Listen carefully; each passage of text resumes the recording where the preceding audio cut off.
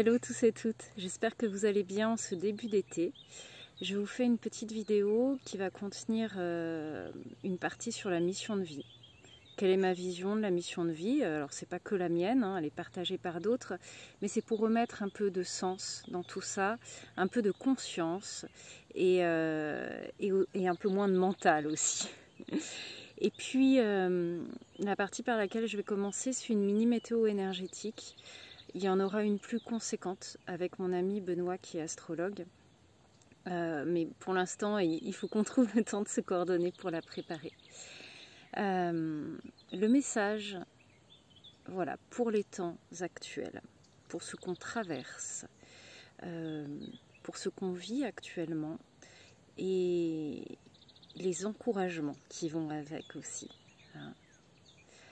En ce moment, alors ça s'est préparé hein, depuis des mois et des mois, mais en ce moment, notamment pendant l'été, on vit des changements de structure. C'est des changements structurels. Et c'est des changements de structure qui se jouent à tous les niveaux. Au niveau de nos structures physiques, de nos cellules, au niveau de notre structure énergétique. Il y a beaucoup de choses qui sont remaniées. Beaucoup de changements pour s'adapter aux nouvelles fréquences, pour s'adapter aux vagues énergétiques qui nous traversent, qui sont des flux de lumière qui font remonter, bien évidemment, l'ombre qu'on a à l'intérieur de nous et on va chercher très très loin. Hein. Vous avez remarqué que ça remonte de plus en plus, même au niveau mondial. Et ça c'est normal, c'est l'œuvre alchimique, l'œuvre au noir, hein, pour pouvoir purger toutes ces mémoires, pour pouvoir transmuter, pour pouvoir transformer. Voilà. Et dans ces changements de structure, ça, sur le plan subtil, je vous parlais du plan physique aussi, peut-être que vous n'avez pas envie de manger de la même manière, peut-être que vous avez moins besoin de manger. Et puis ça joue aussi à plein d'autres plans. Mais on parle aussi des structures collective, c'est-à-dire des changements dans le lien par exemple de la systémie familiale, des changements de structure au niveau des systèmes sociétaux, professionnels, toutes les structures auxquelles on appartient entre guillemets. Parce que ça c'est une croyance, on ne leur appartient pas. On peut très bien choisir de ne pas leur appartenir, même si on œuvre dans ces structures, voilà, si ça ne nous correspond pas, on peut aussi faire ce choix-là. Hein, c'est le choix de la libération. En fait, ces remaniements qui se remanient aussi, j'observe dans la nature, comme des changements dans la géométrie sacrée, des esprits végétaux, par exemple. C'est des choses subtiles, donc vous prenez si ça vous parle ou si ça ne vous parle pas, eh bien vous laissez de côté. C'est aussi notre rapport à l'altérité, hein, comment on se positionne toujours, un peu comme sur les pièces d'un échiquier, ou alors vous pouvez imaginer les constellations familiales, mais c'est pas que familial, de toute façon c'est des constellations systémiques. Eh bien tout est remanié, les dés sont jetés, tout se déplace et quand il y a une pièce qui bouge, eh bien ça fait bouger l'ensemble. Ça fait bouger l'ensemble, mais quand dans l'ensemble il y a des pions qui résistent à ce changement, c'est là que vont se créer les tensions, que vont se créer les difficultés, que vont se créer les troubles, les symptômes. C'est la résistance à ce changement. Voilà.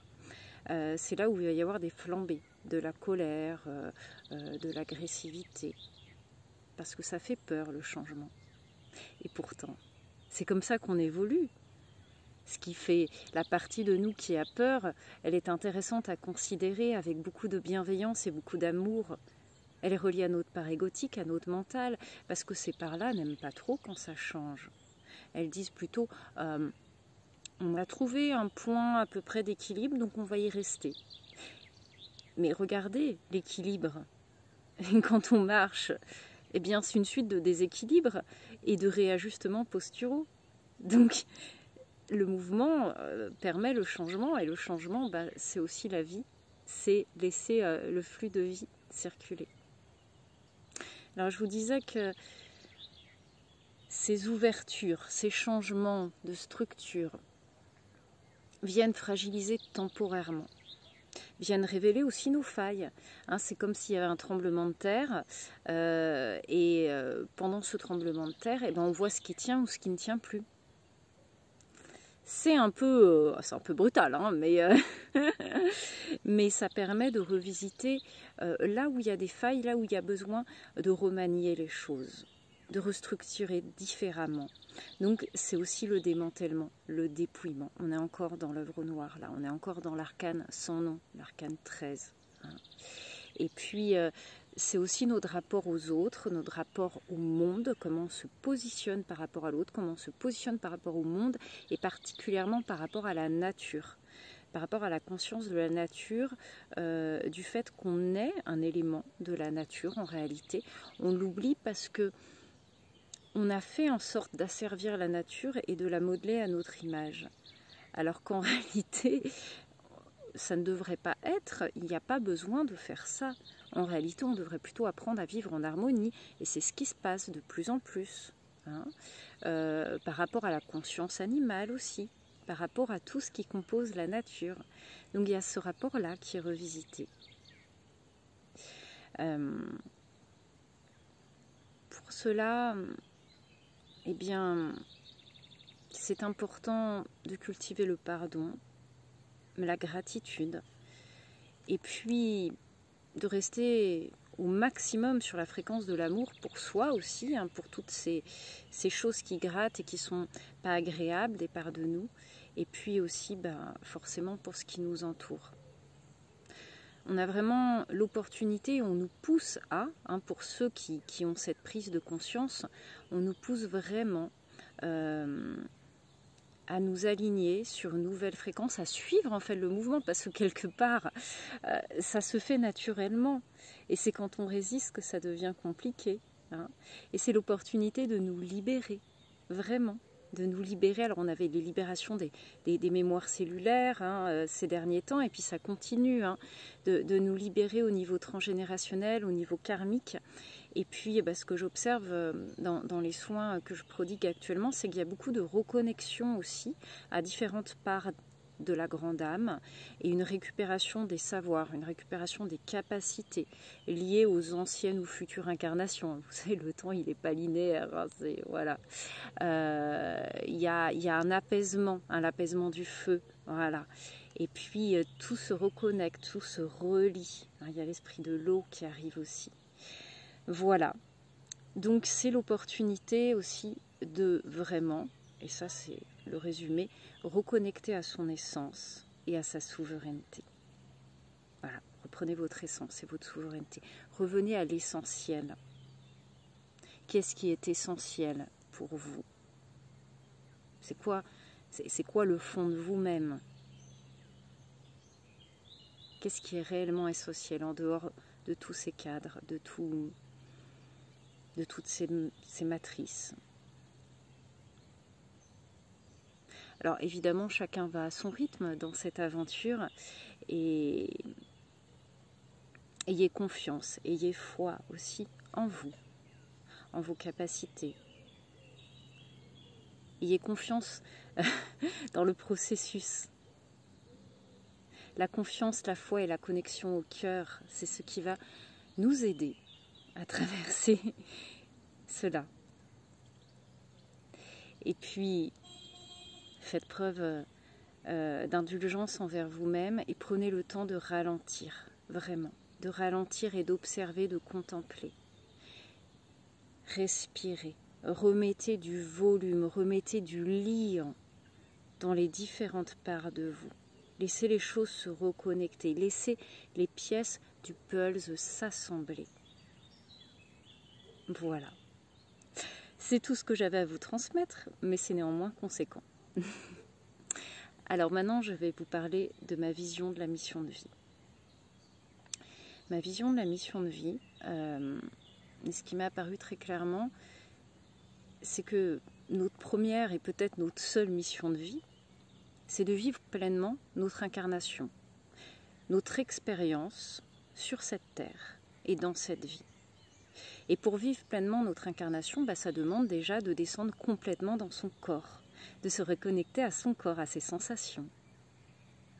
Ce corps, c'est notre interface avec ce monde, c'est ce qui nous permet d'interagir avec nous, avec les autres, avec notre environnement.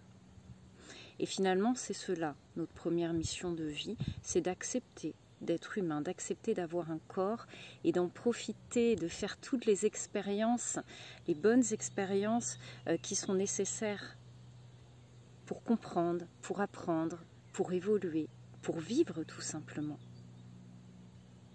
Et il y a beaucoup le tout simplement qui revient parce que finalement c'est quelque chose qui doit être fait en simplicité. Votre première mission de vie, c'est juste ça, c'est juste être, vivre avec votre corps et expérimenter, goûter ce que ça fait d'être sur une incarnation terrestre. Et c'est tout. Et après, tout ce qui est « Oh, mais tant que j'ai pas trouvé ma mission de vie, il faut que je trouve ma mission de vie. » On me demande souvent « Mais quelle est ma mission de vie ?» On n'est pas à l'armée, déjà. Hein. Ça fait très mental. Vous entendez ça? Il y a de l'injonction derrière. C'est pas très agréable. Ça tend, ça crispe, ça ferme le cœur. Non. Vivez, expérimentez. Libérez-vous, profitez de cette incarnation pour être avec joie dans votre corps, pour vous libérer de tout ce qui bloque. Voilà. Et puis, après, ce pourquoi vous avez à œuvrer, ça se manifestera à vous. Ou alors, quand vous allez chercher un petit peu, ça viendra rapidement. Vous aurez les idées. Et puis, ce pourquoi vous allez œuvrer, ce que les gens finalement, peut-être certaines personnes appellent la mission de vie, ça change au cours d'une vie parce qu'on évolue. Bien sûr, il y a des lignes directrices, bien sûr, il y a des énergies directrices qui guident, mais ne vous enfermez pas. On est là pour être libre. Vraiment, il y a déjà suffisamment de choses qui essayent de nous enfermer. Et la libération, elle part de l'intérieur de vous. Faites-vous aider si besoin. Voilà ce que je voulais vous dire par rapport à la mission de vie. Foutez-vous un peu la paix sur ces injonctions. Hein, parce que finalement, ce pourquoi on doit œuvrer, ça se manifeste à nous quand justement on relâche. Voilà. Et c'est aussi cela qu'apportent ces nouveaux cadres, ces nouvelles structures. Voilà, c'est tout pour aujourd'hui. Je suis Laurence Berthaud, énergéticienne et psychomotricienne, thérapeute multifacette. Je vous souhaite un très bel été. Je vous dis à bientôt pour une prochaine vidéo. Vous pouvez liker et partager si cela vous semble important. Et puis, n'hésitez pas à commenter, parce que c'est toujours intéressant de mettre du lien, de partager du savoir et puis aussi de l'énergie. À bientôt.